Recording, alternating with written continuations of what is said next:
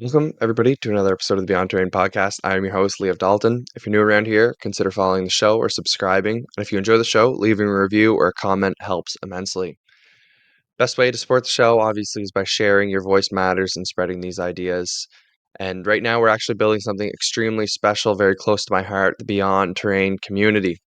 A place free from censorship, full of real, deep discussions rooted in true health, personal sovereignty. I really wanted to make this community the last stop. I'm sick of all these trends, these gurus, supplements, detox protocols. No more blind faith in systems that just don't serve us, whether they be modern or false alternative ones. This is just going to be real autonomy, real deep understanding, and the tools to reclaim your health and your life and that of your family as well. Right now, the waitlist is open. You can sign up to be a part of the movement. It's a great way to support the show while getting some value in return as well. So, without further ado, let's dive into today's episode. We have a great guest today. It's been a long time coming. I've been following uh, her work for quite a long time now. I love her approach, her philosophy, just how she explains things. So I'm really, really eager to kind of delve a little deeper today, hear a little bit more from her. So we have a great guest on today, Lisa Rose. Thank you so much for coming on.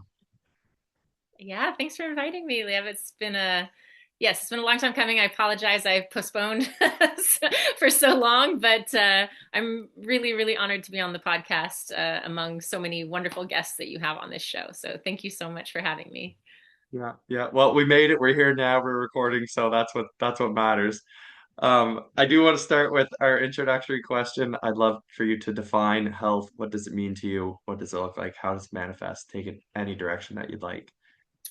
For me, health is really about aligning with what I believe to be God's design. I am a, a believer. I think first and foremost consider myself a devotee of God, our creator. I think we have a maker.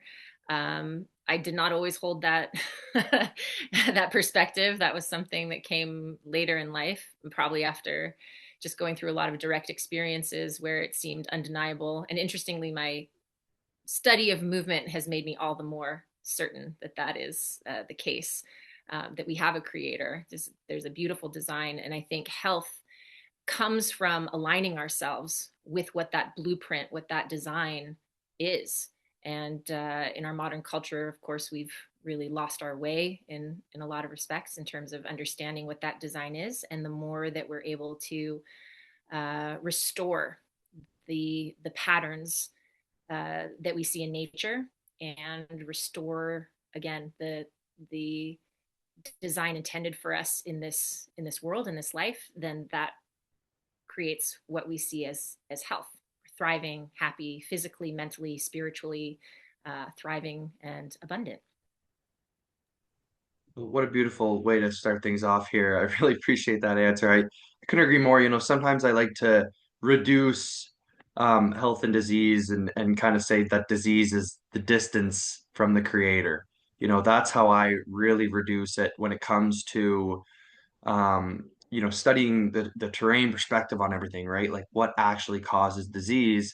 It's all these synthetic things. It's even natural things out of balance, right? Consuming too much of, something that an excess of something, right? All these things are what cause disease. And it all can be summed up by a distance from the creator, from what is real, what is natural, what is true. So that really resonates with me. And I can agree that's not something that's always kind of been in my life, right? It's something that's developed and something that I had to kind of find and search for. And I feel like in some ways it kind of found me, right? Like it kind of comes to you, right, by spending this time reflecting, contemplation and nature, different things like that. So, it's such a beautiful journey that we're on, and I just really appreciate that perspective. I'm really curious, you mentioned movement helping you find this, deeper connection with the creator, with nature and the truth in general. I'm really, really that just is beautiful. I'd love to hear more about that. Maybe we'll obviously tie it into our discussion today. Yeah, absolutely. You said so many beautiful things that part of me just wants to like respond to so much that what you shared as well. Please. But it definitely seems like we're on a very resonant perspective, really thinking along the same lines. And it's interesting. I always go to this, the analogy of in archery, when we miss the mark, it's a sin.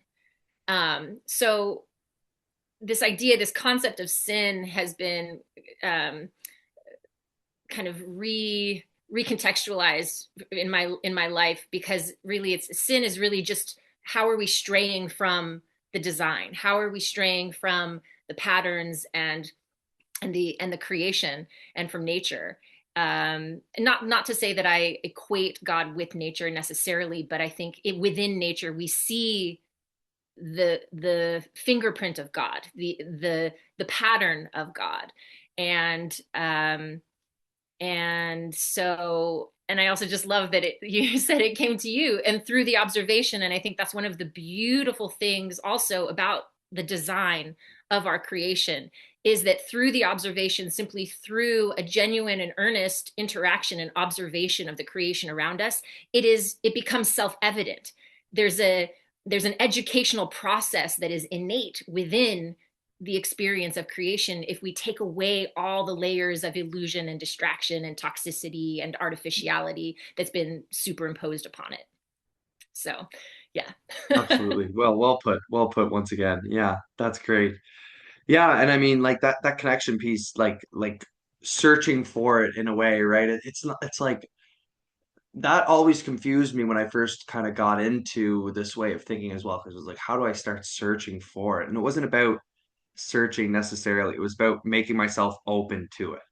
And I Mm-hmm. find that that is sort of this underlying theme of um, even what they talk about with like manifestation. You're not like, you know, I'm trying to manifest this, like I need to do this. Like you just got to be open to what's right and what's best, and that's the faith piece too, right? So it's kind of just like it was confusing for me initially, and now it seems so clear. And but just that change of perspective was huge. So yeah, Yeah. I love it. I love it. That's great. And obviously, you mentioned sort of the fingerprint of the creator, and I think that's tying it into even our movement patterns and the beauty and the aesthetic of how we move, how we interact with nature, because that's what kind of sets us apart, right, from the plant world, at least. We move, Yeah. and not that plants don't move, but we move in a much different way, right? And we have this sacred, these sacred patterns that are within our design. And Mm-hmm. um, I've noticed because I've spent a lot of time as kind of like a gym rat when I was in like high school and even started university and stuff. And Mm-hmm. in a way, not that the gym is inherently bad or going to the gym is bad, but just the movement patterns that I was doing was not in alignment with my own natural alignment. It wasn't Mm-hmm. aligned with nature, with nature's movement patterns. Mm-hmm. Even the shoes that I was wearing. Now I try to train barefoot, but it's obviously Mm-hmm. really cold here, so I do wear some barefoot shoes and stuff, right? Yeah. And that's really helped my movement patterns. And it's just getting back to more natural principles, allowing that, opening myself up to these natural movement patterns to manifest. I think we're going to take a look at my movement patterns today and kind of We see a little will. bit of progress. Yeah, So we're that gonna will look at be them in slow interesting. motion too. So Yeah. we're gonna get a real good look at them and have some freeze frames. We won't. I mean, we could spend this entire podcast honestly dissecting the video you sent me and explaining, tiny little things. Well, I'll just give you a really, really brief summary of some of the main things that I saw in your gait pattern. And but I'll open it up by explaining a little bit about just natural movement in general. What are we even talking about when we say natural movement? If I say that there's a pattern that I believe in, that our creator has for us, what does that even look like? Why has it changed? I'll discuss some of those Yeah, ideas. And sure. Amazing. yeah, because So that is my current wheelhouse, even though I have a lot of different interests and a very weird and varied background. So, but this is kind of where I've arrived at most recently in terms of my winding, very circuitous, bizarre career path. So, yeah. Amazing, amazing. Well, let's get into it. I'd love to hear more about this, kind of really being able to visualize it as well. So for the podcast listeners, you might want to hop over to YouTube and hit the subscribe button there, and make sure you're catching the video here because Lisa's gonna have a little presentation for us. So yeah, let's get into that and hear a little bit about that. You know, what is natural movement, because that's sort of a huge question. Is it doing bicep curls and, squats with the dumbbells or barbell stuff like that? Unfortunately, that didn't make it into my the presentation, but we'll discuss some of the other things. I'll go ahead and share screen, and um, I'll try to make this or explain verbally some of the stuff that we're seeing, so that if someone is just listening to the audio, that they're able to hopefully get something out of this Perfect. beyond just um, me referencing visuals that they can't see. Okay. The biomechanical blueprint. I really like drawing on architectural analogies because there's so much that is analogous in our physical bodies with architecture. I love the concept, the metaphor of the body as a temple. I think that is really, really accurate and probably has a lot more meaning than most people realize. And that we do have a natural design, and that we are wonderfully made. We are beautifully made. And the more we understand how everything operates and how everything is connected, that's a point that I will probably be emphasizing ad nauseum throughout the presentation, because everything is truly connected. So that's, in some ways, that's how we can discuss movement, but it also touches on areas of spirituality and,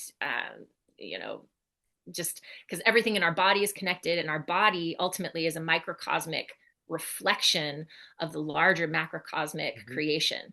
And that's part of what makes it so beautiful. And so okay, we'll get into it. We'll get into some Wow. of the kind of more kind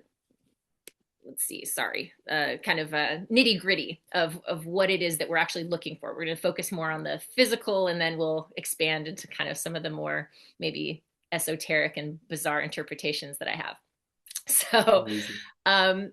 we're looking at the foot and ankle first. So just like in a building, if you're doing a building inspection, you better hope that your inspector is looking at the foundation of that structure. So really, really important that we have a nice, strong foundation for the rest of the structure to rest upon. You don't want a foundation that's cracked, mushy, falling apart, because the rest of the structure is just going to follow suit and have some major problems. So within our body, the foot and ankle complex, I don't like to think of them really as separate things. I really think of the foot and ankle as a connected structure. When I'm especially assessing posture and gait in clients and things like that. So one of the really important things, and this seems so simple, but having a straight foot is something that is part of our natural design that many, many people just from the get-go have strayed from already. So we want to see a foot pointing straight. One of the systems, I draw from a lot of different systems. I do not consider myself a coach of one particular system, but one of the systems that I have trained in is called Gait.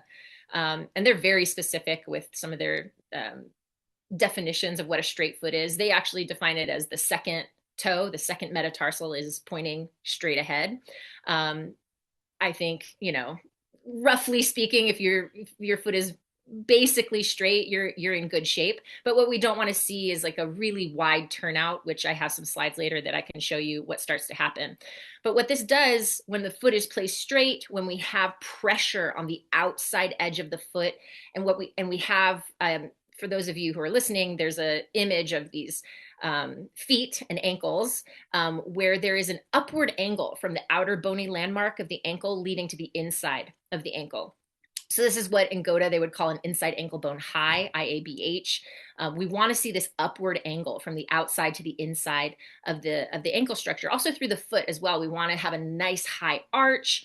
And again, straight foot with pressure along the outside edge of the foot versus collapsing to the inside of the foot. And this is because we have tension that spirals internally up the leg, starting at the foot. So the foot is the base of that spiral. We need it to be nice and grounded and strong in order to create this spiraling, almost coiling type of tension, in order for the leg to operate the way it's designed to. And we'll understand a little bit more about that when we get into talking about the body in motion and looking at the gait mechanics. So the reason we have, well, part of the reason we have this internally spiraling tension throughout the leg is because we have internally spiraling direction of the tissue. So the Achilles itself is set at an inward spiral.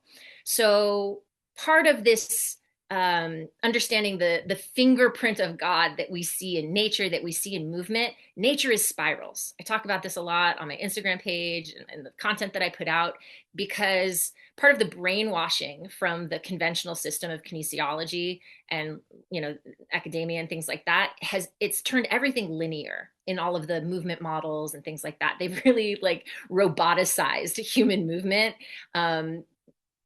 I won't get into the whole atrocities of the Flexner report and all of that, and how the educational system was completely hijacked. But basically, we took what was natural movement, and then they created this whole artificial interpretation through dissecting cadavers and lifeless models, and then extrapolating movement models from these lifeless cadavers, essentially.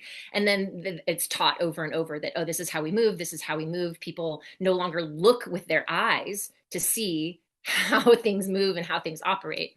Anyway, so we have this spiraling tissue in our bodies. And so that's part of what creates that internally spiraling tension through the leg. There is directionality of tissue. So that's another really important thing to understand when looking at movement. There's spiraling tissue and it has a direction, and we want to respect that direction. So what starts to happen when we stray from this, when we start to deviate from the directionality, we stop respecting it, right? We start moving in the opposite direction. This is when we start to see a collapse. So when the feet are no longer straight, they're going to be turned out wide. This is kind of a compensation effort by the body to restabilize itself. The body is incredible. The body is extremely adaptable, but unfortunately, some of these adaptations are going to take us in a direction that will lead us towards pain and injury. And that's what starts to happen. You can actually see, so the images that I have here are of feet that are turned out. The tissue is starting to collapse inwardly. We see a collapsed arch. And this is all weakening the structural integrity of the foot and ankle.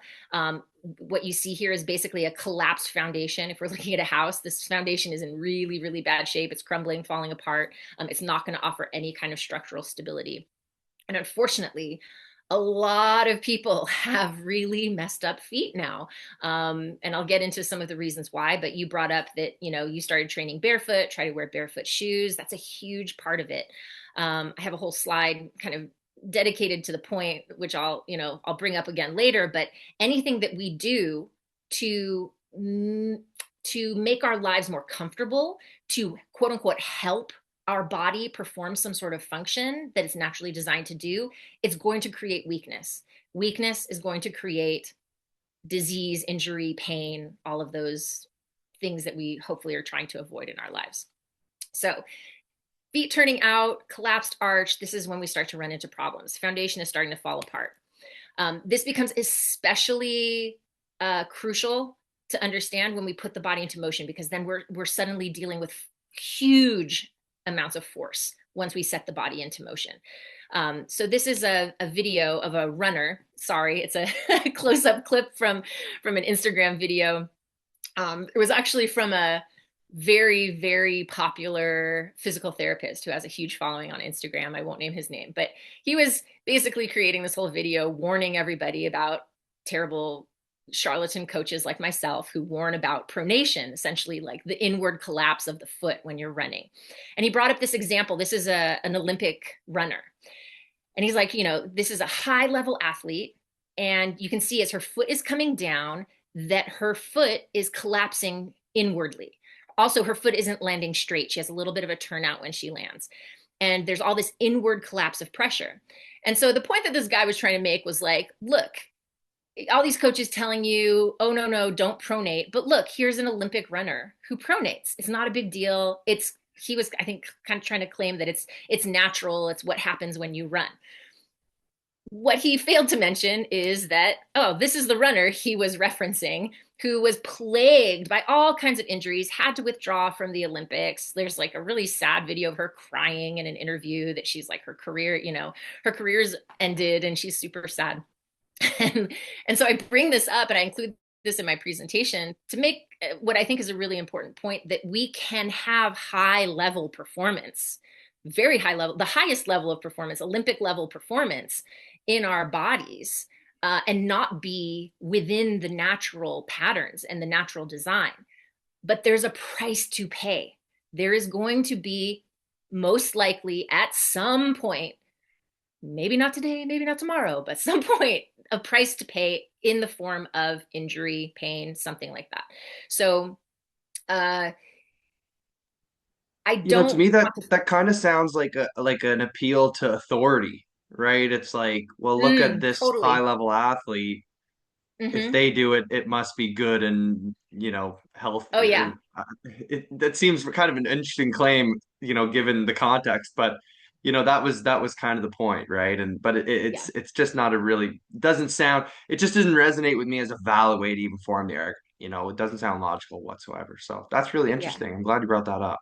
Yeah, thank you. And well, it happens all the time on Instagram. And with a lot of these training systems, they'll point to professional athletes and be like, look at how they move, look at how they perform. And therefore, we should model ourselves after these athletes, which really points to, I have this whole thing about, I really hope that people stop worshiping it, these idols of professional sports. I think it's really a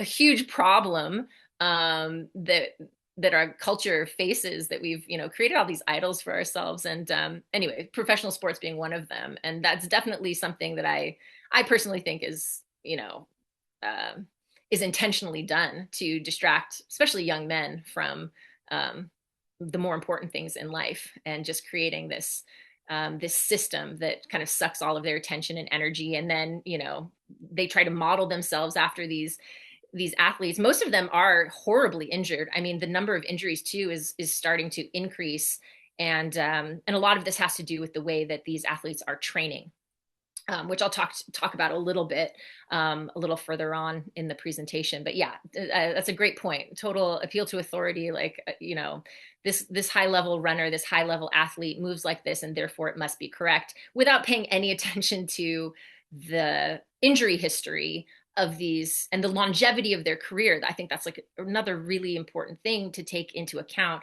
and that is one of the really good things that came out of the GOTA system.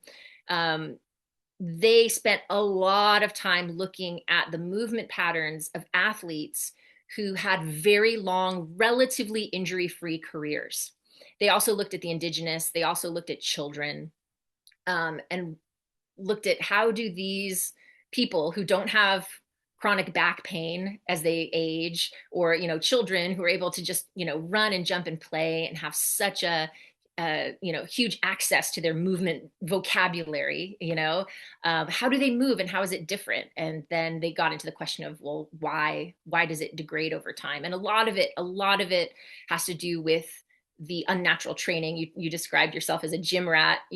Unfortunately, a lot of the powerlifting, Olympic lifting, these types of uh, training modalities have been used for strength and conditioning now for professional athletes. And there's really a very, in my opinion, an undeniable correlation with the increase of that style of training and the increase in non-contact catastrophic injury among professional athletes. So yeah, so this poor runner, she's pronating. Instagram physical therapists are saying it's all good, and she has horrible back pain and can't compete anymore. So people have it pretty backwards. So in addition to the structure of the foot placement, in the foot structure, the placement in relationship to the rest of the body of where we're placing the feet is really important as well. I have a little clip here of the meaning of the phrase the straight and narrow. So it's described as meaning that it's the honest and morally acceptable way of living. He's making a real effort to get back on the straight and narrow.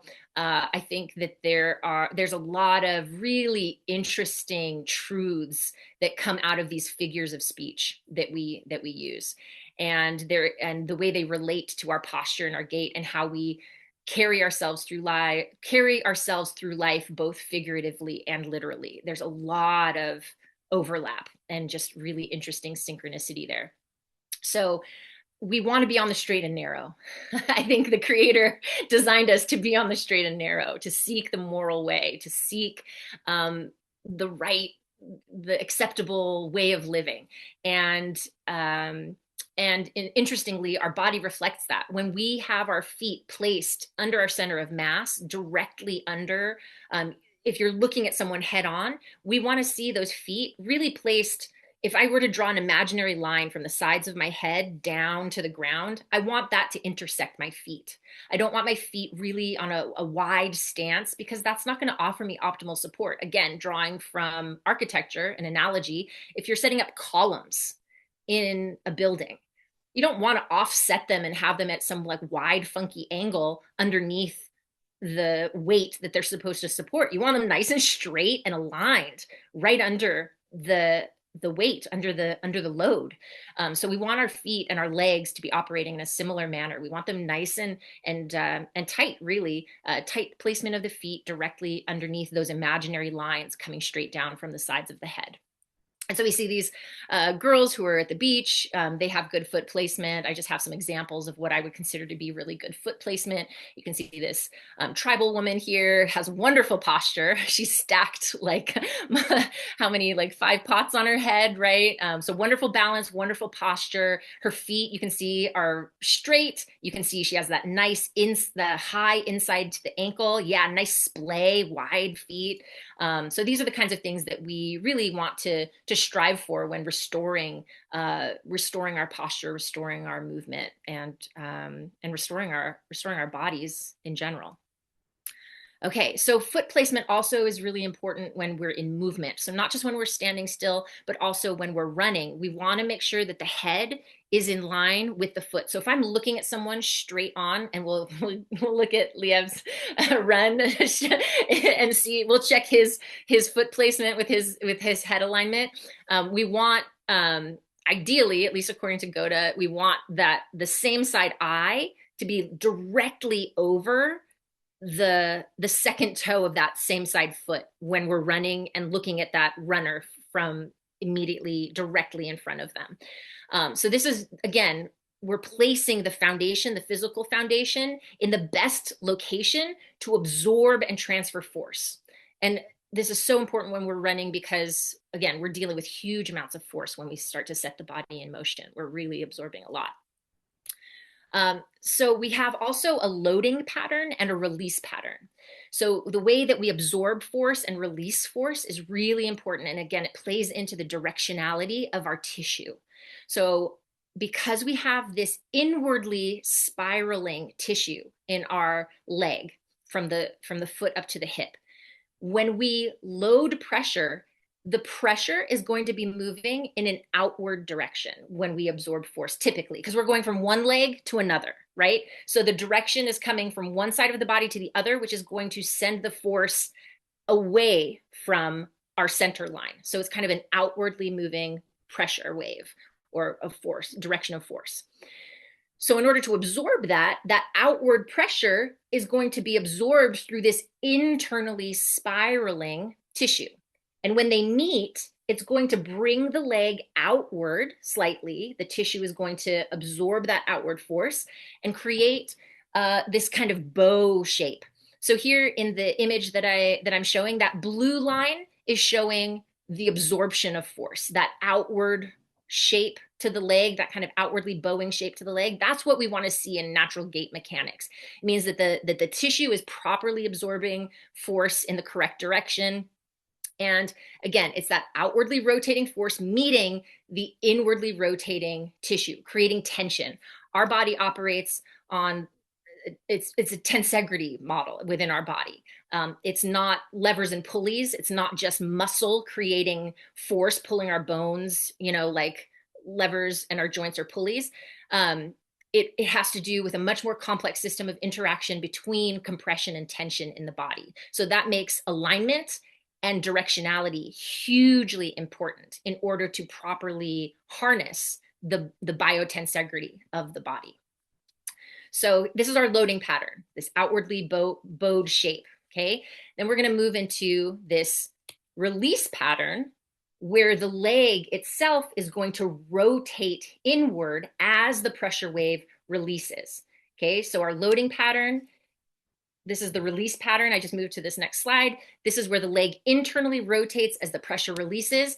And what we're gonna see, the hallmarks of a correct release pattern is that the heel, we'll notice the heel of the foot moves away from the midline of the body and the knee rotates inward. So this whole leg, the whole structure, it's not like just the foot is rotating in one direction. It's the whole leg, the whole structure of the leg is internally rotating back to the direction of the tissue.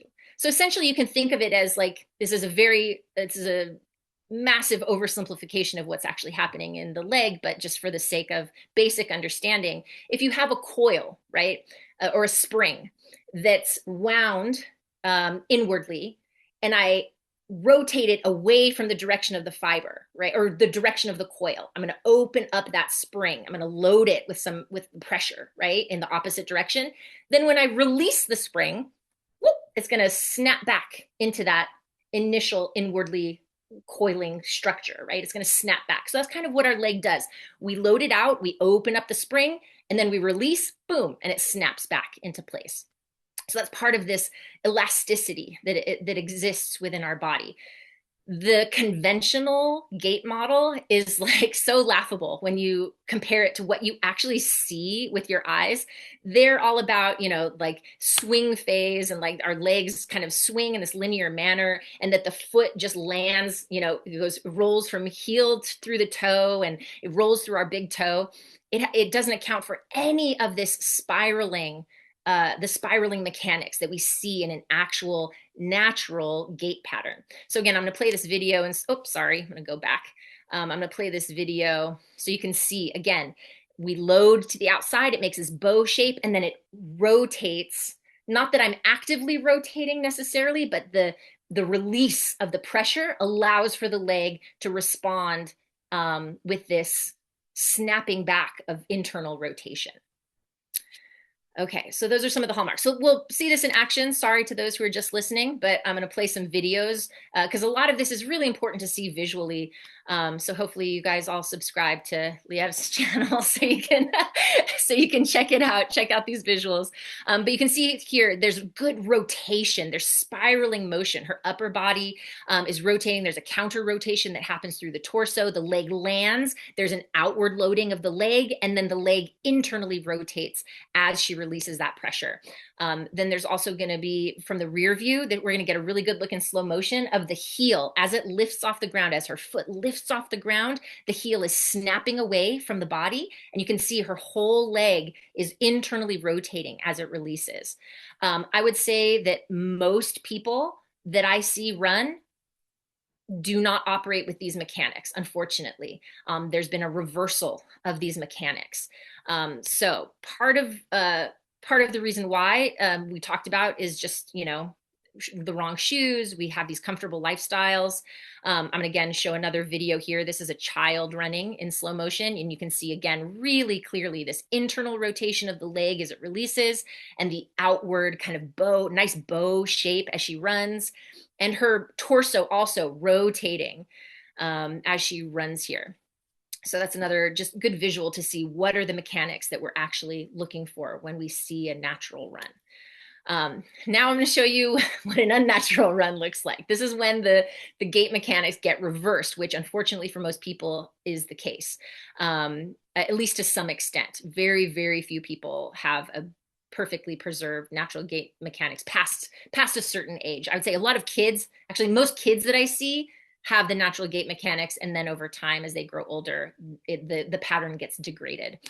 So here is an example. I don't even know where this is from. This is just some poor lady on Instagram that I screen captured, because the run was so backwards. Her mechanics are so backwards. I'm going to just really kind of go back in slow motion, and I want to show you. So notice as her foot comes up off the ground, her heel, instead of going away, her heel is pointing inward and her knee is opening out. So she is sending pressure and force away from the direction that she's moving.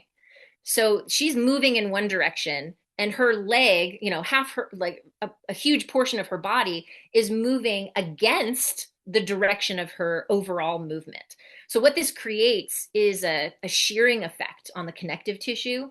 It's going to compress joints. It's going to do all kinds of things that we don't want to see happening in the body. So again, I'm just let this play, but you can see the heels kind of come up and in, and it looks weird too. Like if you look at it, it just looks funky. It kind of doesn't have that beautiful natural smoothness that you see in the natural gait pattern, where it just everything flows together. This is disorganized, it's disjointed. The movement, the energy is not moving in harmony. Things are not aligned, they're not synchronized. It's all over the place. It looks really inefficient as well. Yes, absolutely. Hugely inefficient. You're not going to you're not going to see a lot of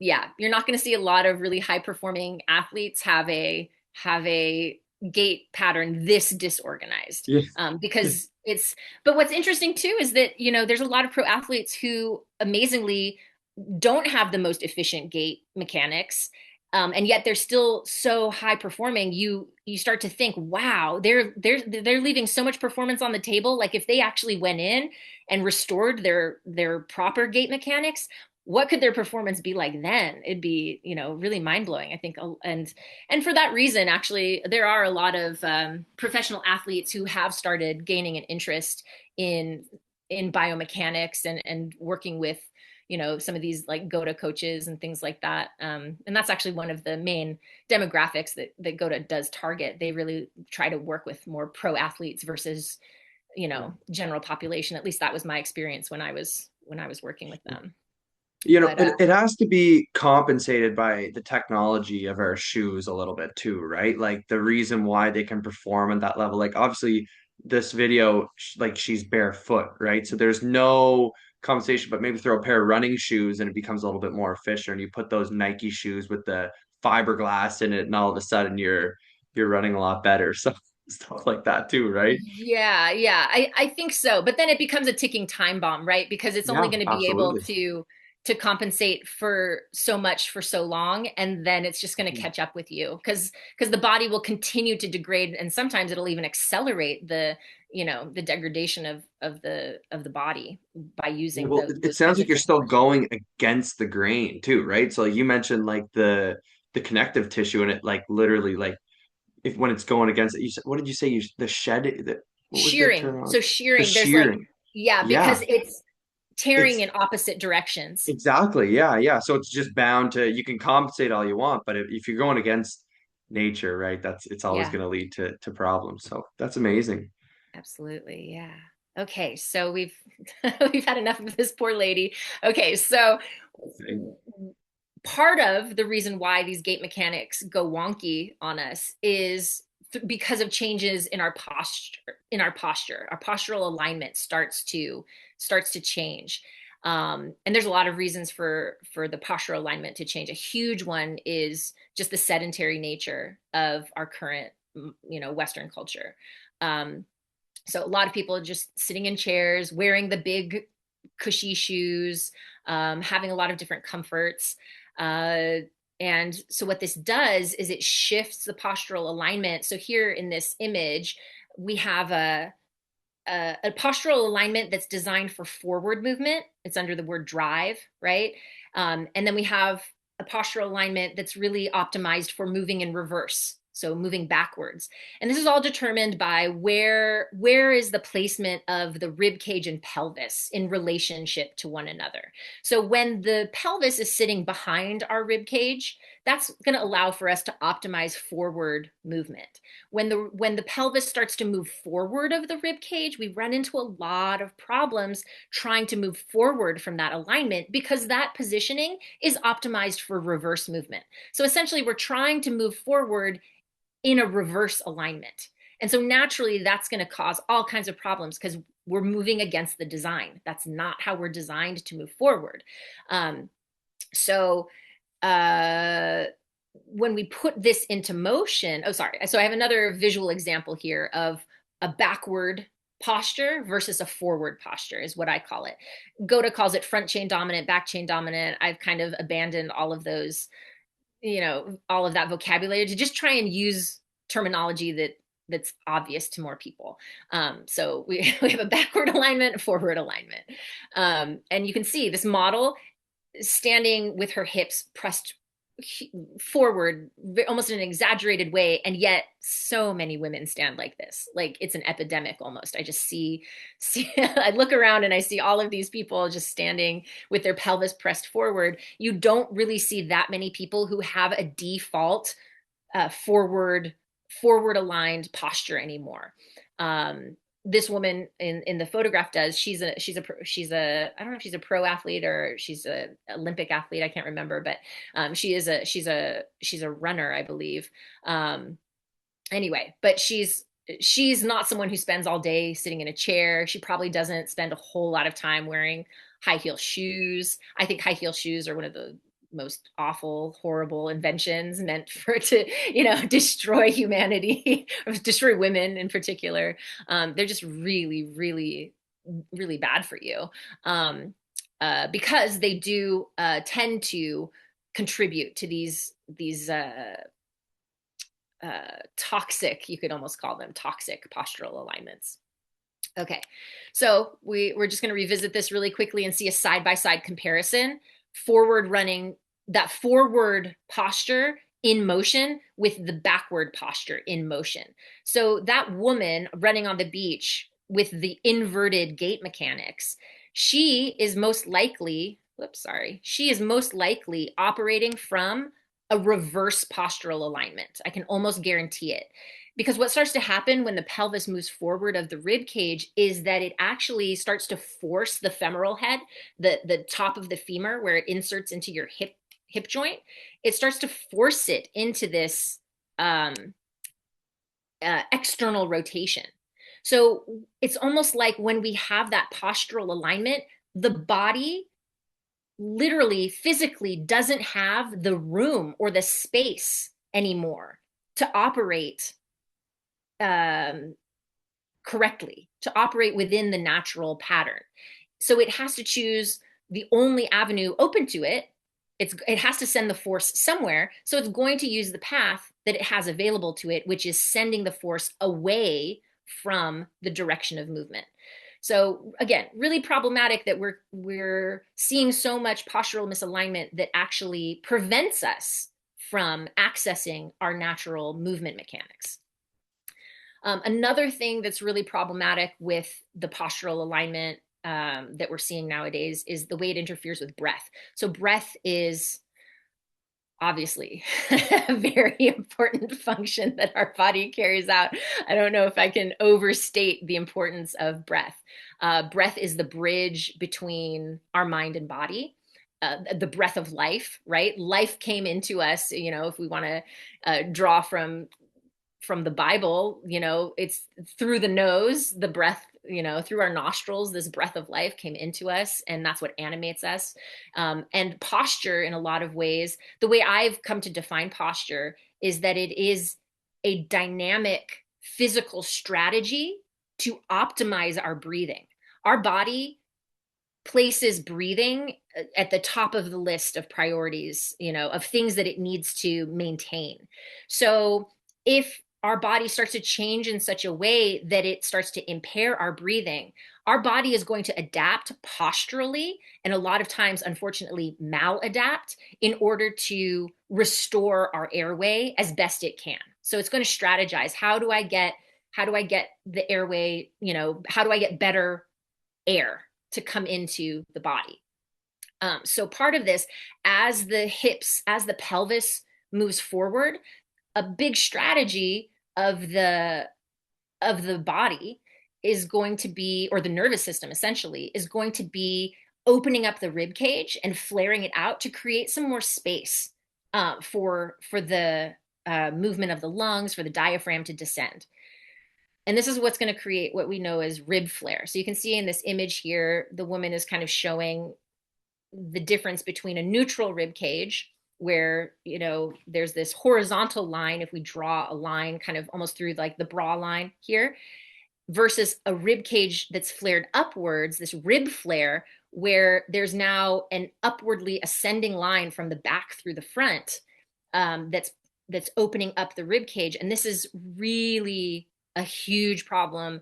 And I dealt with rib flare and I didn't know it. And I was a movement coach. And it took a long time and going through various systems and learning what was going on and how important it is not only to pay attention to the feet, not only to pay attention to the relative position of pelvis and rib cage, but what is the angle of the rib cage as well. Because what's going to happen here is that as the rib cage flares open to the front, we're also most likely going to see a compensation in the pelvis of excessive anterior tilt. So the pelvis is going to start to really kind of tilt forward as well to open. Again, this is a strategy that the nervous system is coming up with to kind of optimize our breathing as our posture begins to degrade.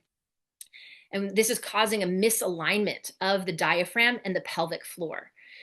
So the pressure of every breath we're taking, instead of creating this necessary movement of our internal organs, kind of massaging everything, there's a wonderful design within our bodies of the descent of the diaphragm and the pelvic floor and the way they kind of dance together with every breath that we take. This gets totally disrupted, starts to impair proper fluid flow through the organs.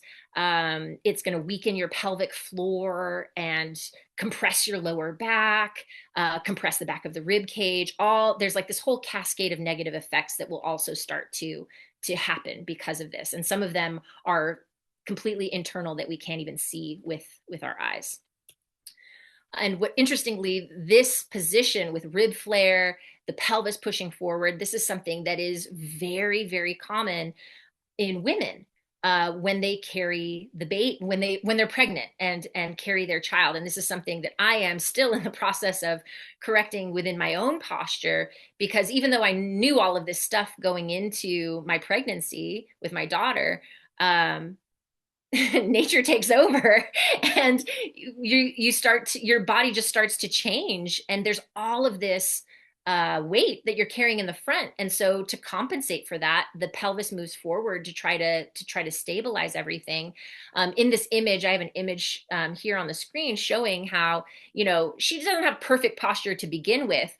However, you can see that after she's gone through pregnancy and had her baby, her pelvis has shifted forward dramatically. Also, she's carrying her baby in front, and a lot of women do. A lot of women, and I do too. I try to carry on my back to compensate and back carry a lot, which a lot of indigenous cultures do. But by carrying it in the front a lot, we also contribute to this pattern of sending the hips forward to try to brace the body and hold that extra weight. And this is creating, of course, tons of compression on the spine. A lot of women post-baby have all kinds of issues: pelvic floor dysfunction, diastasis recti, all of these things going on, back pain, constant back pain. And a lot of it has to do with these postural changes that happen. And they can absolutely be reversed, but it just takes some time and some know-how and cultivating more postural awareness and recognizing that how we carry ourselves is important. And so we need to factor that in. So like I was saying, when we have a misaligned diaphragm and pelvic floor, I've moved to this slide here that's kind of showing what happens internally with the diaphragm and the pelvic floor. The pressure, normally when we have a diaphragm that's aligned with our pelvic floor, the pressure moves down, right? The pressure moves down into the pelvic floor. When we have rib flare and an excessive anterior pelvic tilt, that's going to push all that pressure that's designed to go down. It starts to push it all forward. So I think that's also another reason why, that whole term like mom pooch and like the mom belly and diastasis recti also, where we have the separation of the abdominal wall. A lot of these are becoming way, way more common in women. And I think, again, a lot of it has to do with this postural misalignment that we're starting to see. And it becomes very, very difficult to heal a separation of the abdominal wall if every breath you're taking is sending pressure forward, pushing essentially against the back of that abdominal wall, preventing it from coming together and healing. So I touched on this earlier when we were talking, that comfortable living is a huge issue that is part of this misalignment that we're seeing in the posture, in the gait mechanics, in the structure of the body, the collapsed feet, all of that stuff. So I put one of my memes here. I like communicating my ideas in memes. But, we have this idea, this problem of flat feet, and people try to use orthotics to fix their flat feet. And all they're doing is further weakening the structure of the foot. And interestingly, too, a lot of orthotics, when you think about the pressure dynamics of a dome or an arch, if you push upwards, that's how you destabilize an arch, is by pushing upwards on it. That actually is going to cause an arch to collapse. If you push up on that keystone in the center of an arch, that's actually going to collapse the structure. So you're taking orthotics, essentially pushing up on that structure, destabilizing it. Arches and domes, they need that downward pressure. An arch is strongest when there's that proper downward pressure on it. So again, it's all this inverted, totally inverted backwards thinking that's making the problem worse instead of actually fixing it. But this can be said about anything that we're trying to do to help improve or make our lives more comfortable. Air conditioning is going to impair, and heat and excessive heating to a certain degree is going to impair our body's ability to regulate its own temperature. If we're constantly keeping ourselves at a comfortable 72 degrees with all of this, climate control, we're going to weaken our system dramatically. And that can lead to all kinds of problems, right? I was just reading this book about the raw milk diet. And like one of the things that the doctor really emphasized was like this huge problem. This was in the early 1900s, of them over prescribing laxatives to people who couldn't have a proper bowel movement. And it was just making people so sick, because instead of addressing the root cause problem, they're just, taking a bunch of laxatives. So, trying to help our body perform some function that it's designed to do on its own naturally is going to be a huge problem. And this even has to do with chairs, right? Like chairs are designed to make sitting more comfortable, easier. It's easier to get up and down, right? Instead of having to get all the way on the floor to sit. A lot of people I've come across, they can't even sit on the floor. Like sitting on the floor is so uncomfortable for them. So even something as simple, like seemingly innocuous, like a chair, is actually a problem. And that's where, my views start to sound a little extreme, but like, I do think for optimal health, you should do your best to avoid the use of chairs. We can't avoid it to a certain degree.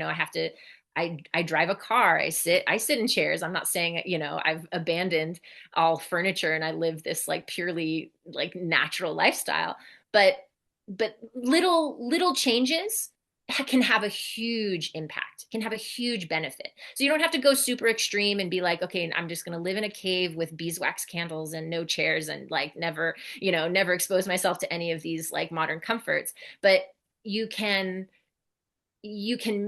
still support your body, support your health by just making a few small changes. Don't, maybe instead of, the orthotics, look into strengthening your foot. Go barefoot a little bit more.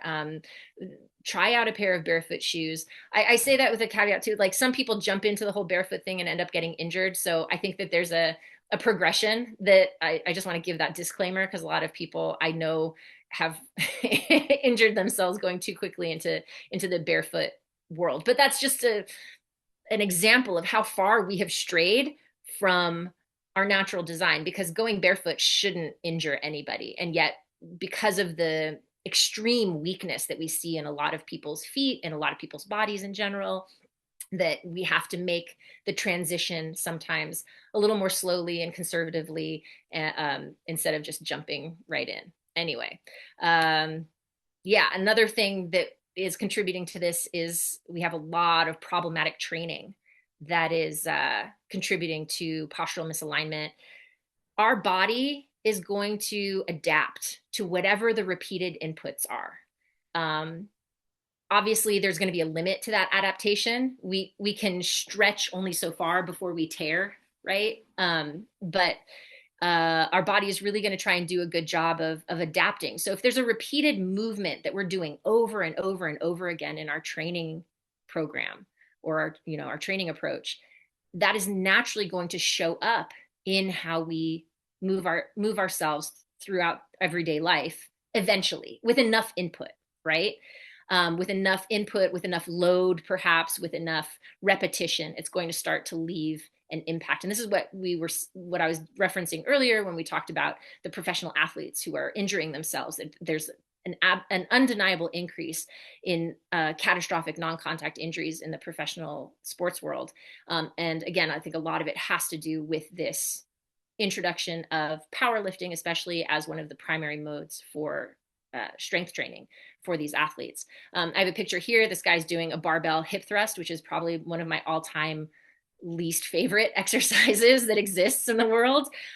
Simply because if you look at his posture, if I were to take that image and flip it vertically, right? If I were to take him from that reclined position and set him up vertically, what position do we now see? We see that backwards reverse alignment, right? The pelvis is pushing forward of the rib cage.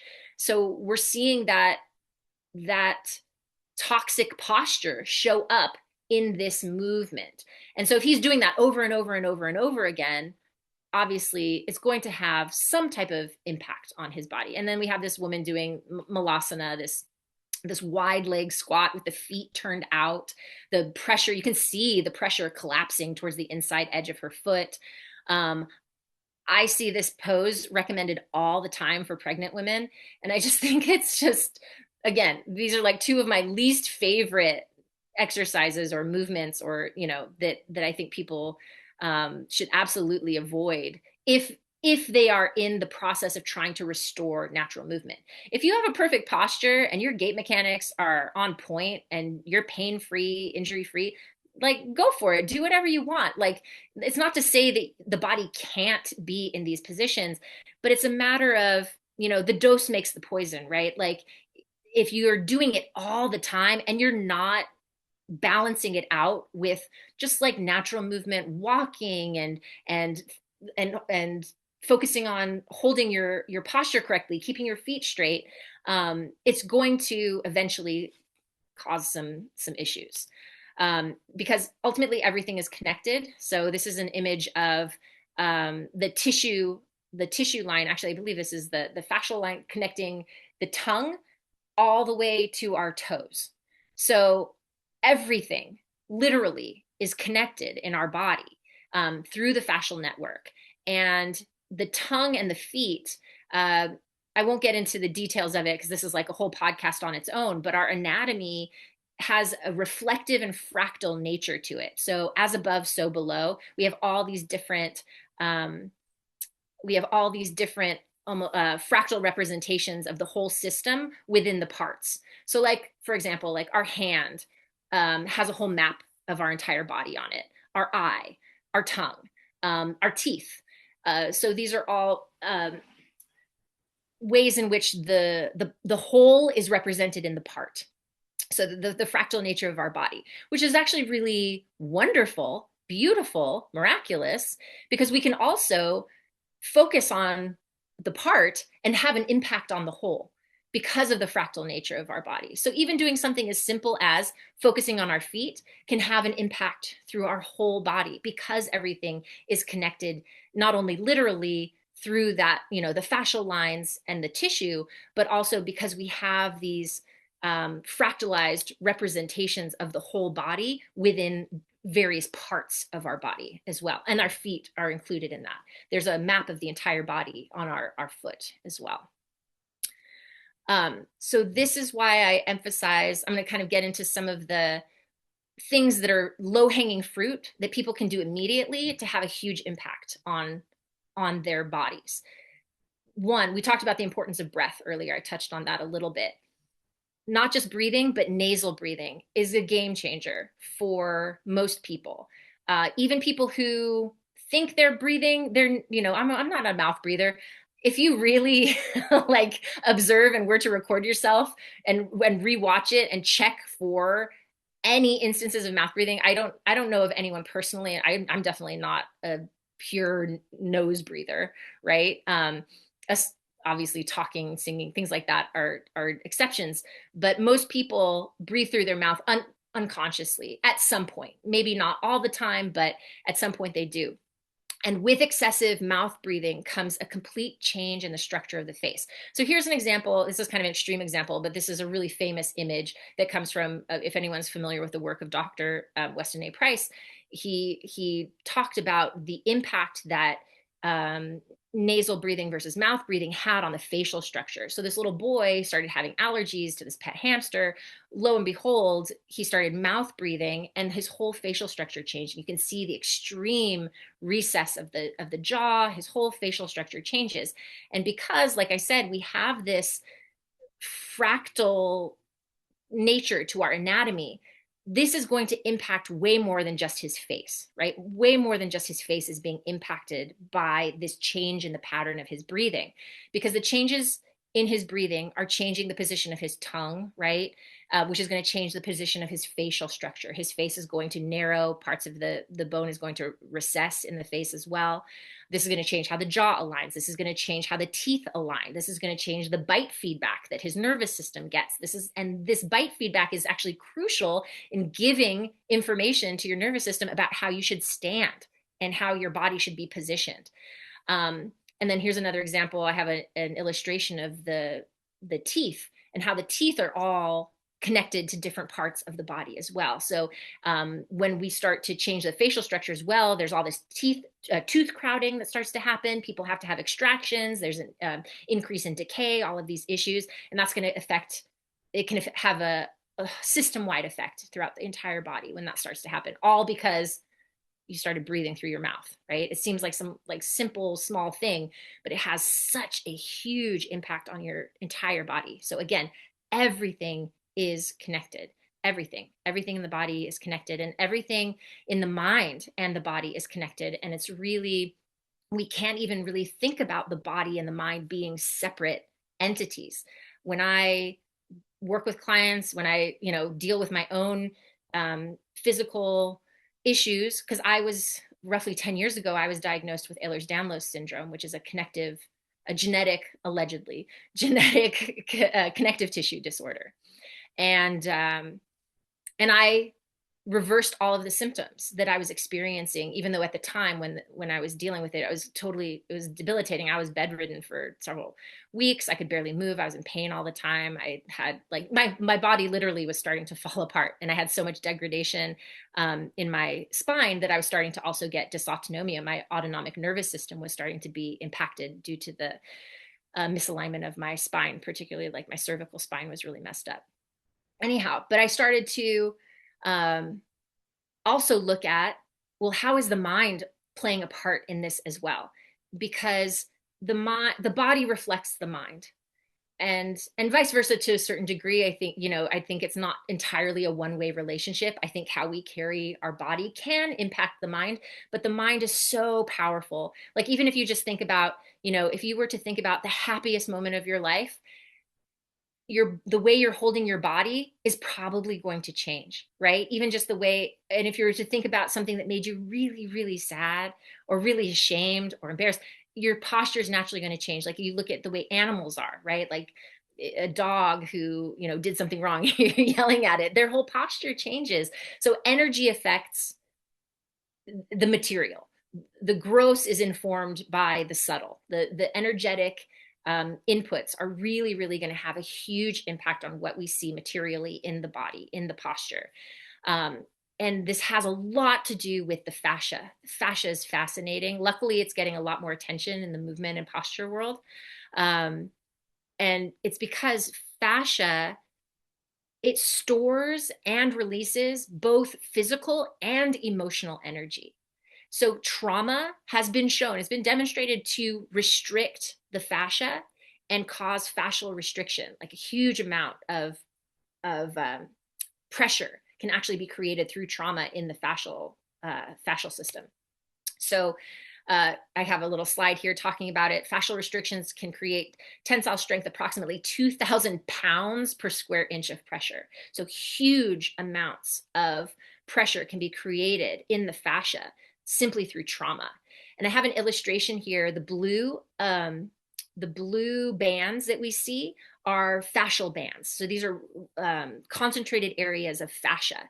And the colored spheres that we see are indicative of the chakra system, the energy system that we can kind of we can think of it as within the body as well. And there is a fascinating correlation between the location of these alleged energy centers within the body and the fascial bands and where they're located.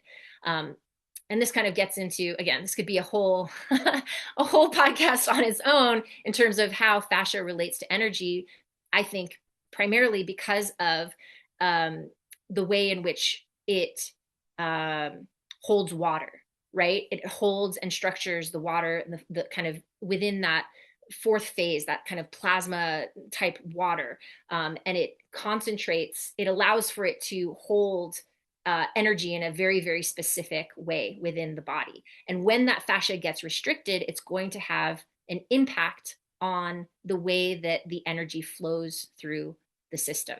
So it sounds a bit woo to talk about, the movement of energy, but there's just, I spent a long time studying Sanskrit-based spiritual philosophy, things like that, meditation. While I don't subscribe to it as a perfected system necessarily, there is a lot of incredible truth within that system.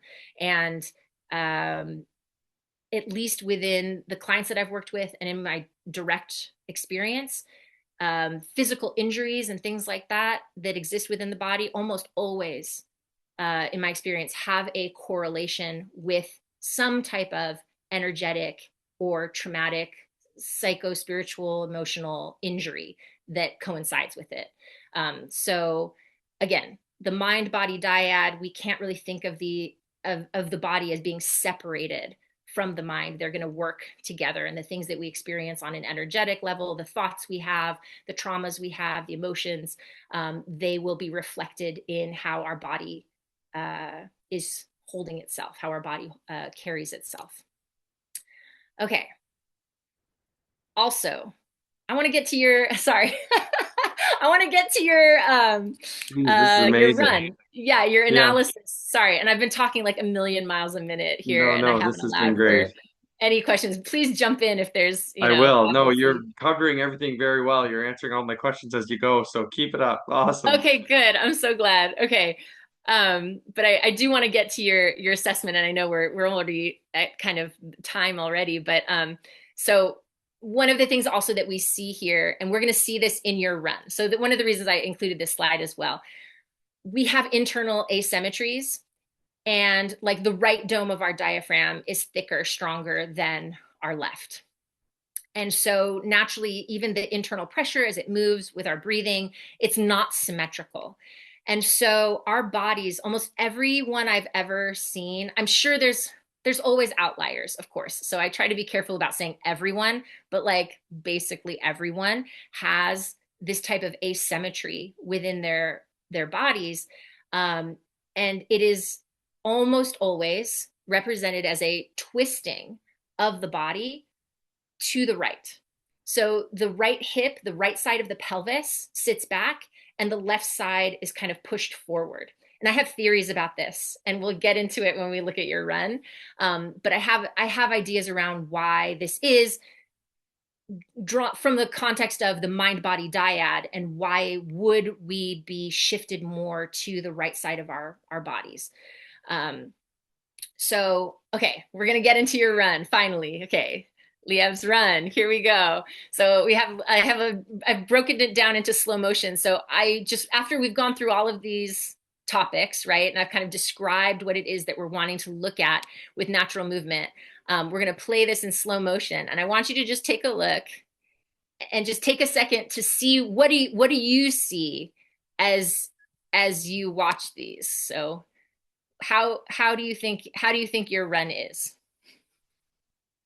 What's your just immediate self-assessment? Yeah. Whoops, sorry. Whoops. It doesn't look terrible. It's not as bad as the girl on the beach, but it doesn't seem like my feet, like my knee is going in when I'm as much when I'm releasing, right? Like my knee's not really coming in and the heel's not popping to the inside as much as some of those videos that we watched. Yeah, It that's a seems pretty like I'm good. bearing the weight okay. Like it seems like there is a little bit of a like deflection, like absorption on the landing. You're right on. You're good. You got this. You're clearly paying attention. Awesome. Cool. And I No, did I your run tried to is really run I good. tried to run as naturally as I could because I was like, oh, I'm not gonna force it. Like I want to do a legit I like maybe. You did great. And actually that's why I told you to run, to sprint, like just, run as fast as you can, because things are happening so quickly that we get to see the run as naked as it gets, because it's things are happening too quickly to really control. And that's a point that I would emphasize, is like, we don't want to try and control or change necessarily how we run, because it can be really unsafe. I actually injured myself that way. It was so stupid. I was like analyzing my own run, and I'd been watching the video, and I was like, man, I really need to get more rotation. Like, I need to get more rotation. But instead of being patient and like training my posture and alignment and doing the kind of restorative exercises, I tried to force it, and I really messed up my knee one time. So all this to say, don't take these images, if you're, watching this, and try to force yourself. You should always run the way you feel safest. Your body is going to self-organize in a way that's safe for you.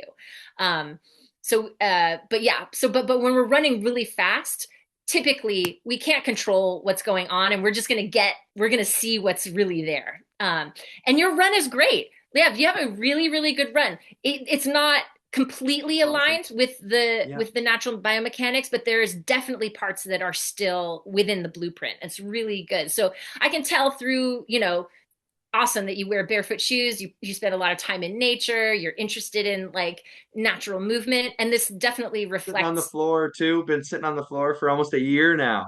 I think Nice. I'm that helped sitting a on the lot. floor too. I love that. Yeah. That's awesome. It makes such a huge difference. Like, those things shows. So those small changes, sitting on the floor, right? Wearing barefoot shoes, it shows in your gait mechanics and I think it has helped to preserve some of that blueprint, even though you admitted to, being a gym rat, and you probably have done a lot of powerlifting and, barbell lifting in your day, which can have definitely can degrade the movement patterns. But I'll get into some of the specifics that I see. I have some screenshots here. Sure. So one thing that I'm going to get you on is your foot placement. So it was a little hard to see with the snow. I'm sorry that you have so There much was snow so to. much snow and the road was so icy. That's all we could do. But I think you still caught me. You still caught me here. Yeah. So it's not huge, but there is a little bit of turnout in the foot. So that is one thing that I think is fairly safe for us to control in our gait, is the foot placement, right? Is controlling whether or not we land with a straight foot. Um, so that is one thing that we can all focus on when we're walking, when we're running, Mm. is to intentionally, have the foot placed straight. And it's going to have a huge impact, honestly, just by doing that small thing. Because then every step that we're taking, we're bringing ourselves a little bit closer to the blueprint. It's going to help as opposed to taking us further away from it, right? Yeah. So that was one thing that I noticed. The foot placement slightly turned out not terrible, but that could definitely be something that you can change moving forward. Also, foot placement in relation to the rest of the body. Your foot placement is not underneath your head, basically. So if I draw a line from your same side eye down to the foot, it's not as pronounced when you're on your the left side of your stance, but on your right hand side, it's definitely, you can see the image that's on the left is the right hand stride, and you can see how your foot is really your head is way further out from your midline. Yeah. And actually, I'll talk a little bit about this. Your overall tendency, like I said, is twisted to the right. So your whole body is kind of rotated to the right through that pattern that I see in almost everybody, right? And it's most likely, if we were to take some time and look at your posture, I can almost guarantee that the right side of your pelvis is rotated back from the left. So there's like this twist through the pelvis. Almost everyone I've ever worked with has this. This manifests in my shoulders as well. Like Yes. I have way better range of motion going to the right when I'm Yes. rotating versus the left. I'm like stuck. That's Stuck. so Totally. interesting. Yes. On both, That's yeah, it's like this consistent. Yeah. because everything's connected. And then if your pelvis is twisted that way, then of course it's going to affect the rotation of your torso. Yeah. But like you said, when you were watching the video, your loading pattern is excellent. You still have a really, really good loading pattern through your leg. You have really good outward absorption of pressure. You get that nice bow shape from the foot to the hip. So really good. So that's excellent because that's where you're absorbing the most force, right? Is in that loading pattern. So if that's in alignment, that's going to really help protect you from any kind of major injury, right? Because when we're absorbing force is when we are most prone to getting some type of injury. So that's really good. I was really happy to see that. And then your release pattern is kind of mixed. So some strides you had a good rotation, and some strides you had an opposite rotation. So it could have been partly to the snow and the slipperiness of the terrain. So I'll give you that, I'll give you that pass. Thank you. Um, Thank you. but as you can see, the image on the left, we had an external rotation of the leg away from the direction the rest of your body. So your body is moving to the right and your leg was rotating off to the left, if you can see that. But on this other side, when you were releasing your right leg, you got good rotation. You got good internal rotation. And this is probably also connected to the overall rotation of your body to the right. Because like I said, when the pelvis, it gets pushed forward, it naturally is going to externally rotate the femur, right? So on your left side, because it's more pushed forward, there's less room for your femur to internally rotate. It gets kind of stuck. But on your right side, because it sits further back, there's more workspace for the femoral head. So it's able to internally rotate more easily. And again, this pattern, this asymmetrical right rotation pattern is probably largely responsible for why your gait mechanics are showing up the way that they are. And so I have this theory. This is just a theory, of course. But because your entire body is more rotated to the right side, I think maybe a contributing factor to that has to do with left brain, right brain dominance, right? So because our right side is ruled by our left brain, which is our analytical brain, it's our sequential thinking brain, mathematical, logical, rational brain, right? That seems to kind of fit, I would say, with actually most of us. Most of us are trained to be more in that side of our mind versus the right side of our brain, which rules lateral thinking, creativity, emotionality, right? We're I think interestingly moved away from that balance, which I think a lot of children have, right? Where they're kind of more creative, more playful, less sequential and linear in their approach to things potentially. But I have this idea. I haven't put it to the test, but I think if we can find our way back into a more balanced use of left brain, right brain, and perhaps cultivate more, because we see so much of this predominance of a shifting to the right, that by introducing more play, more fun, more, you know, more of that right-brained activity, that we can restore our pattern more effectively, perhaps faster, perhaps more significantly. I won't say that that's the only thing that we would have to do necessarily, but I think that could be a wonderful addition to any program or attempt to restore natural movement and balance in the body. Absolutely. Wow, Yeah. that's beautiful. I love that. I love that. Yeah. That fits really well. Kind of, I'm just kind of reflecting on it briefly here. That just fits really well. Resonates a lot. That's really interesting. I just struggle more with the creative side of things as well. I'd love to dig into that a little bit more too. Maybe in the next episode. It sounds like we're gonna have to do another one here because we could go deep on many different topics here. Yeah, sorry that I just like powered my way through that whole like the whole presentation of it, but and I would love to, Fantastic have presentation. more back and forth and conversation and questions, and Yeah. but yeah, I would love to be back on, but I actually I'm basically at the end of my Oh, presentation here, great. and the last slide is kind of just my closing thoughts on um how can we restore, natural Yeah. design, because that's the big question, right? And that's what a lot of these different movement modalities are trying to figure out, and some of them claim to have the answer. I will say, from my assessment and having been involved with many different training modalities, training programs, and platforms, no one has all the answers. Yeah. Everyone is still figuring it out. Um, they have some answers and some good thoughts, and there's definitely a lot of truth to be had in some of these systems, but no one has everything figured out, because only only God knows really truly, like, the whole picture, right? So we're all kind of just Yeah. fumbling through the dark, trying to come up with some answers. But I wanted to come up with some just like free, easy things that people can do right away that don't involve, again, purchasing some expensive program or equipment or shoes or whatever it is, right?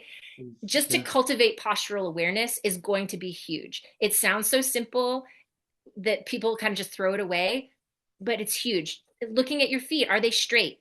Am I pushing my hips forward? Am I flaring my ribs out? Right? Just kind of cultivating some of that awareness and self-correcting as you go throughout the day, huge difference. It'll make a huge difference. Also avoiding some of these excessive comforts, like we're talking, like sitting on the floor, going barefoot more. Those are going to have also a huge impact on your overall well-being and your postural health and your movement health, and just avoiding some of these problematic training modalities. Maybe don't do the 300 glute bridges that you were going to program in for yourself, and look into just walking, running, jumping. Jump rope is like an amazing form of workout for most people. Building strength, it's like lymphatic drainage, does all sorts of really wonderful stuff. It's easy, it's cheap, you don't have to buy expensive equipment, you can do it almost anywhere. And Yeah. then healing trauma, because of the Hmm. impact that trauma has on our fascia, simply by releasing trauma, learning to forgive yourself, learning to forgive other people, healing yourself on an emotional level can absolutely change your body and your physique and your posture and your movement. Um, and just make you, feel better too, on Yeah. all levels, like physically Absolutely. and emotionally. And these are things that anyone can do from anywhere. You don't need special location or equipment or anything. And just by doing these basic free things, you can have a huge impact on your posture and health. And I emphasize in the content that I put out also, that watching sunrise and sunset, getting proper light exposure, walking in nature barefoot, climbing things, dancing and singing, ideally with others, and playing. I feel like all of these things are part of the creator's blueprint for us. These activities, which are freely available to all of us, um, are part of how we were meant to maintain our mental and physical health, on a day-to-day basis. And I think that that's part of the design as well, like these particular activities. Yeah. And that's it. Yeah, I made it through. Amazing. That's great. Yeah, really great actionable steps there at the end too. I love that. So simple, so fun. Getting back to, even like a childlike state in a way, right? Like Yeah. having that, you know, creativity and movement even. Like we're kind of tie both those concepts together. That's really amazing. So thank you. I mean, that was a great presentation. No, honestly, I really enjoyed that. I can't wait to go back and listen to it Oh, again. good. In the meantime, for the listeners, how can they find you? How can they support you? What's the best way to learn from you? I am in the process of kind of rebuilding my business. I've been gone for a while, like we kind of talked about at the beginning of the podcast. I wasn't even able to do this interview for a long time, even though you invited me quite a while back.